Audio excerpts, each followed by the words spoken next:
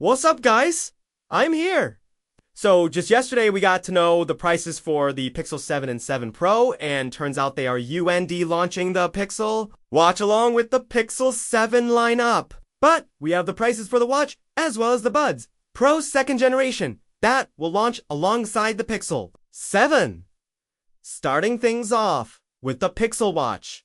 It'll be offered in two variants. The regular Pixel Watch will be priced at $349, while the Pixel Watch Sport will be priced higher at $399.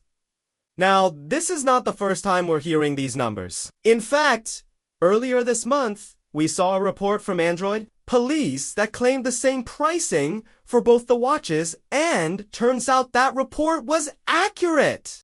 Both the watches will have the same sensors, same software features, except for a few differences in design and build materials. The regular Pixel Watch will have a round case made out of stainless steel, while the Pixel Watch Sport will have a square watch face made out of aluminum. Both watches will have a sapphire crystal glass for the display, but the Sport variant will have a more durable display that can withstand bumps and scratches more. The Pixel Watch will also come with an optional LTE variant, which will cost $50 more. You can see the full specifications of both the watches in this image. Moving on.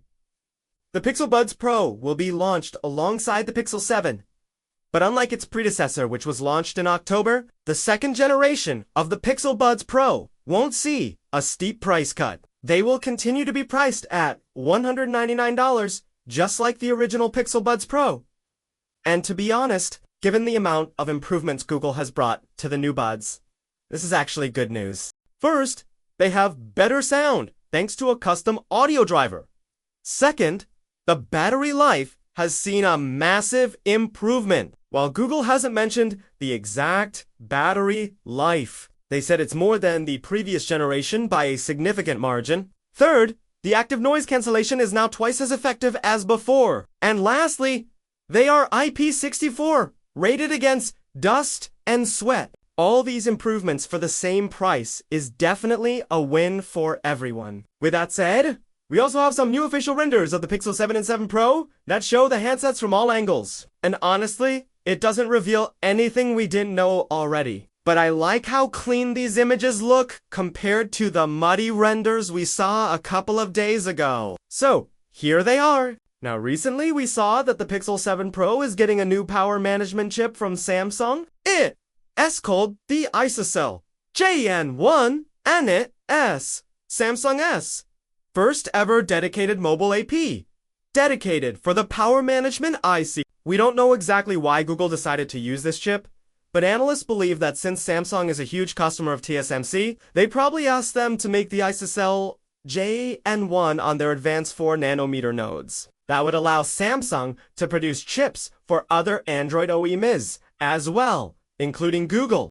Google has been using power electronics from Renesas for its Pixel devices, but the company has faced several manufacturing issues over the past year or so, which could be one of the reasons for Google to look for alternatives. Not only that, but analysts say that switching to a new supplier gives Google the chance to reduce its reliance on Samsung and diversify its supply chain. The ISOCELL JN1 uses TSMC's 4nm node, and this will help Samsung's foundry business, which has been suffering recently due to US restrictions on advanced chip making. TSMC has set up a new packaging facility in Arizona and plans to start trial production there. But the plant won't begin mass production until 2024, so Google could have requested TSMC to manufacture the ISOCELL JN1 on a mature node to ensure timely delivery of the chip. Moving on, Google is bringing a feature to the Pixel 7 that will significantly improve the security of the handset. A few days ago, we learned that Google is adding a hardware security key to the Pixel 7 and 7 Pro, and now we know why.